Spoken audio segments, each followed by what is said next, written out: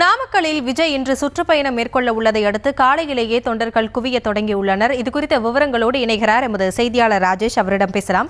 ராஜேஷ், வணக்கம். இன்று சனிக்கிழமை கரூர் மற்றும் நாமக்கலில் விஜய் சுற்றுப்பயணம் மேற்கொள்ளவிருக்கிறார். நாமக்கலில் கள நிலவரம் என்னவாக இருக்கிறது?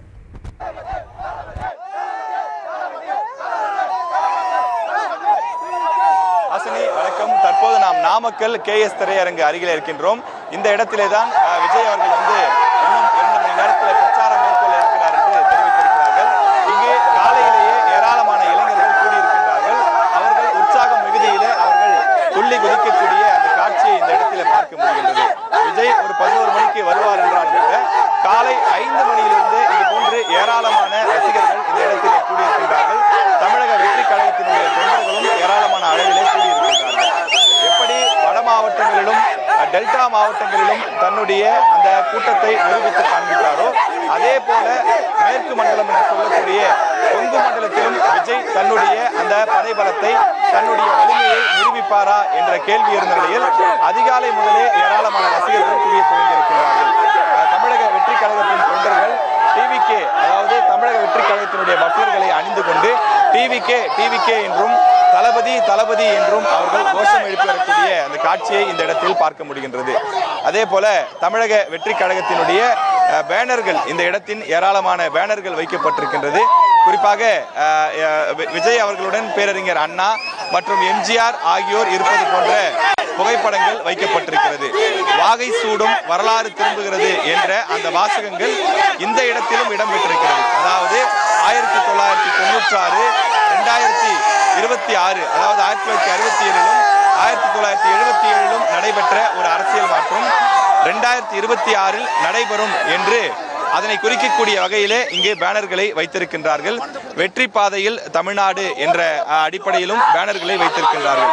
நாம் நின்று பேசிக் கொண்டிருக்கக்கூடிய இந்த இடத்தை சுற்றிலும் சுமார் 100க்கும் மேற்பட்ட பேனர்கள் வைக்கப்பட்டிருக்கிறது.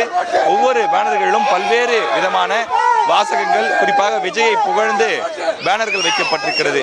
விவசாயிகளின் பாதுகாவலரே, வருங்கால முதல்வரே, தமிழ்நாட்டின் தலைமகனே, தமிழ்நாட்டின் தங்க மகனே என்று பலவாறு புகழ்ந்து விஜய்க்கு பேனர்களை வைத்திருக்கின்றார்கள். இங்கு வந்திருக்கக்கூடிய அந்த தொண்டர்கள் ஆட்டம் பாட்டம் கொண்டாட்டத்தில் அவர்கள் ஈடுபட்டிருக்கக்கூடிய காட்சியை பார்க்க முடிகின்றது. அவர்களிடம் பேட்டி இருக்கும் போது சொல்லக்கூடிய விஷயம், எங்களுக்கு விஜய் என்றால் மிகவும் பிடிக்கும். அவர் எங்களுடைய ஊருக்கு வருகின்றார், நாமக்கலுக்கு வருகின்றார் என்பது எங்களுக்கு பெரிய உற்சாகம் தரக்கூடிய விஷயமாக இருக்கிறது என்று சொல்கின்றார்கள்.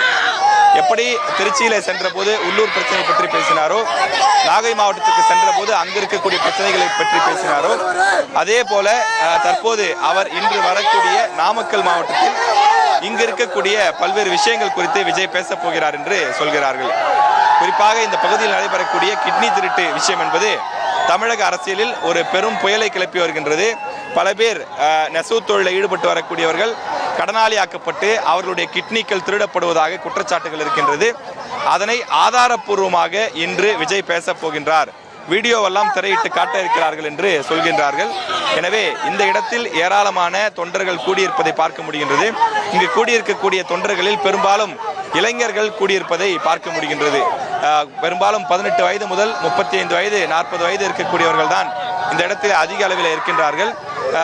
இந்த இளைஞர்கள் தாங்கள் விஜயை பார்ப்பதற்காக மிகுந்த ஆர்வத்தோடு இருப்பதாகவும், ஏற்கனவே விழுப்புரம், மதுரை போன்ற இடங்களில் மாநாடு நடைபெற்ற போது அங்கு அவர்கள் அதிக அளவில் சென்றதாகவும், ஆனால் தற்போது எங்களுடைய பகுதிக்கே விஜய் வருகிறார் என்னும் போது நாங்கள் கூடுதல் உற்சாகத்தோடு மிகுந்த மகிழ்ச்சியோடு இருக்கின்றோம். எனவே அவரை காண்பதற்காக, அவரை வரவேற்பதற்காக நாங்கள் ஆவலோடு காத்து கொண்டிருக்கிறோம், பல மணி நேரம் ஆனாலும் காத்து கொண்டிருப்போம் என்று அவர்கள் சொல்கிறார்கள். வட மாவட்டங்களிலும் டெல்டா மாவட்டங்களிலும் அவரது மக்கள் சந்திப்பு நிகழ்வுகள் என்பது ஒரு பெரும் வெற்றியை கொடுத்ததாக தமிழக வெற்றி கழகத்தினுடைய நிர்வாகிகள் தெரிவிக்கிறார்கள். அதுபோலவே கொங்கு மண்டலம் என்று சொல்லக்கூடிய நாமக்கல், கரூர் போன்ற மாவட்டங்களிலும் இந்த செயல்பாடுகள் இந்த வெற்றியை கொடுக்குமா, மக்கள் திரள் அந்த அளவுக்கு வருவார்களா, அதே போல விஜயனுடைய அந்த பேச்சும் அந்த அளவுக்கு இருக்குமா என்பதை நாம் பொறுத்திருந்து பார்க்க வேண்டும்.